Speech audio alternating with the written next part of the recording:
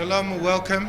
Today's lecture is dedicated in loving memory of Myra Kraft, a dear friend. Today is her Yahrzeit, the 20th of July, Yud Tammuz, the third Yahrzeit. Myra was a wonderful friend who loved Israel, loved the Jewish people, was always there to help wherever possible. And I remember now we're in a time of war. A number of years ago, we were also under siege. It was a time of war and terrorism. And Myra led a group from Boston, a federation group, and came to Israel to show solidarity, support many programs, including Mayanot. So it is our honor to dedicate today's lecture in loving memory of Myra Kraft. Zichrona Levracha. So it's my honor, and I just want to say that David Horovitz is an outstanding thinker and editor. And when you're back in the States and your heart is still in Israel, check Times of Israel, because that is the #1 Israel newspaper. Thank you. Okay, hi everybody. This is thank you for those nice words there. And this is kind of uncharted territory a bit, because first of all, I want to know a little bit about you guys. So your hands up, those of you here for the first time. So lots of you are not. I'm going to ask that question the other way around. Hands up, those of you who've been here before. So that's like kind of half of you, maybe. And although lots of people have no hands, should we try it again? Those who've never been here before, you've got to stretch them high in the sky. That area of the room is, okay, good. And those who have been here before. Okay, so it's about 50, 60, 40 first time. Okay, and when did you get here, all of you, on this trip? Are you like a very quiet, well-behaved group of young people? I see, I understand. Good. So you've been here for a week, okay? And therefore, and you've been, all around the country, and you're now nearing the end of the program, correct? Okay, and you're from the United States, and where else? Those of you who are not from the United States. Canada, okay? Wonderful country. You can go away for 3-6 months. You will go back. Nothing will have changed, right? Just like Israel, not. Okay, where else? America, Canada. That's it? No Brits in the room? From where?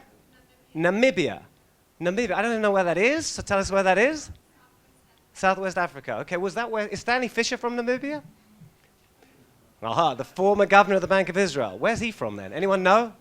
Not Zimbabwe. For sure not Zimbabwe. For sure not Rhodesia. I don't think so. You think so? Well, we can look him up afterwards. Okay, if Uri says, then Uri says. Okay, so we've got large representation from the United States. Anyone here from Texas, by the way? Okay, one person from Texas. Where in Texas? Houston? Okay, so my brother-in-law was the Israeli consul general in Houston. My wife was born in Dallas, and my daughter is in somewhere in the middle of nowhere, Texas, right now. Bruceville, Texas? At a Jewish camp, something? Anyway, so nothing bad about Texas. Lovely place. It's how I learned your language, speaking to someone from Texas. It's all good. Okay, so America, Canada a bit, really one. Namibia, that's it, right? That's it? Nobody's going to tell me afterwards that they were from Britain and was just too shy to talk about it. Okay.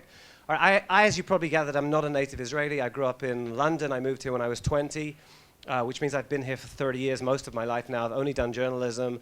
I come from, I think, somewhere in the confused middle ground of Israeli journalism, and therefore the things I'm saying here, certainly from my point of view, will not be to try to steer you to one particular direction. It will be to try and give you a sense of what we're grappling with here.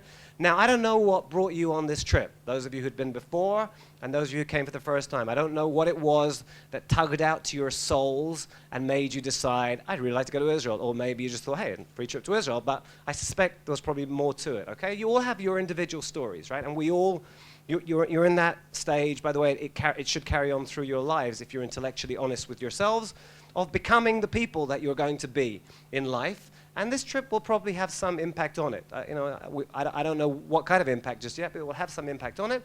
And there was something in your background that made you want to come to Israel. You'll all have variations on, for example, my story. My story is, like I said, grew up in London, but go back hundreds of years. I've got a 16th century ancestor who's buried. Have you been to Tiberias yet on this trip? Did you go to where the Rambam, where Maimonides is buried? Probably not. Small cemetery outside, sort of in Tiberias, where there's only like 4 or 5 graves, and one of them is a 16th century ancestor of mine.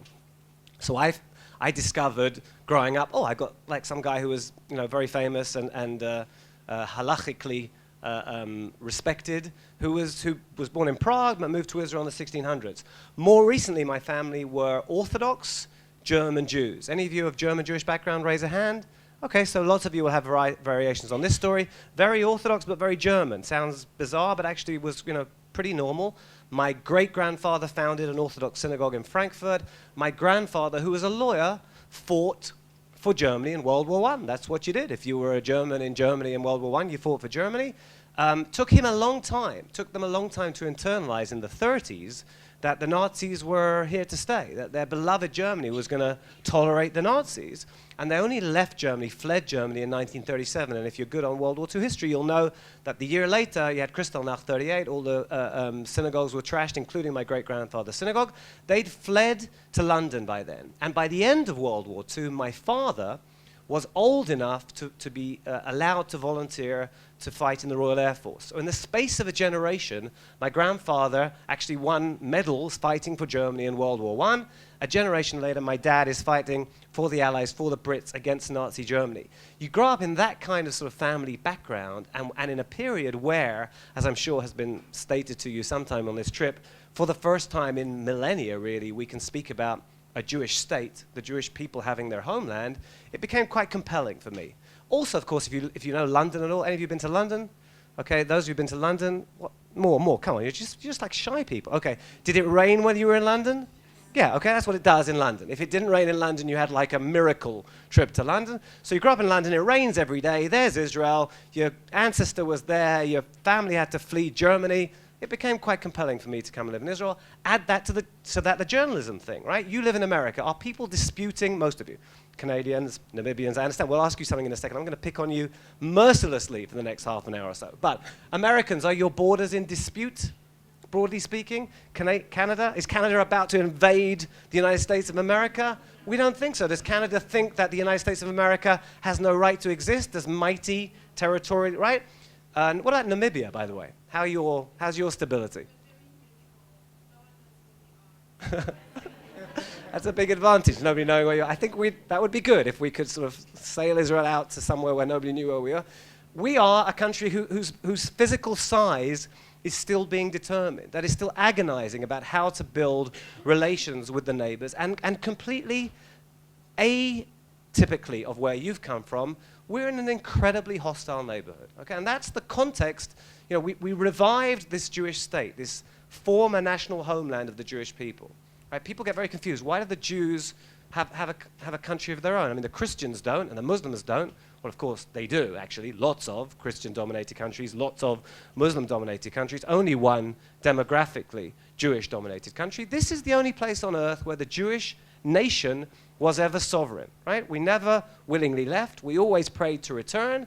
And eventually, too late to save millions of Jews from the Holocaust, the international community sanctioned the revival of the historic Jewish homeland alongside what was supposed to be the first ever Palestinian state. That's the basis on which this country was revived. We kind of hung together in exile around our religion. That's what kept the Jews going, Judaism. But we didn't have the country, and we got the country back in 1948. However, in an incredibly problematic and nasty region. And what you have found yourselves plunged into, and it's really been escalating every day since you've been here, right, which is obviously very troubling for you, and probably 17 times more troubling for people who care about you abroad, because when you're here, you kind of have a sense of the relative degree of craziness, and when you're abroad, you sort of read the worst into everything, so I assume there have been frantic phone calls a lot, okay? You are plunged into the current, latest round of basically, I would say, in one form or another, a Middle Eastern hostility to the revival of Israel.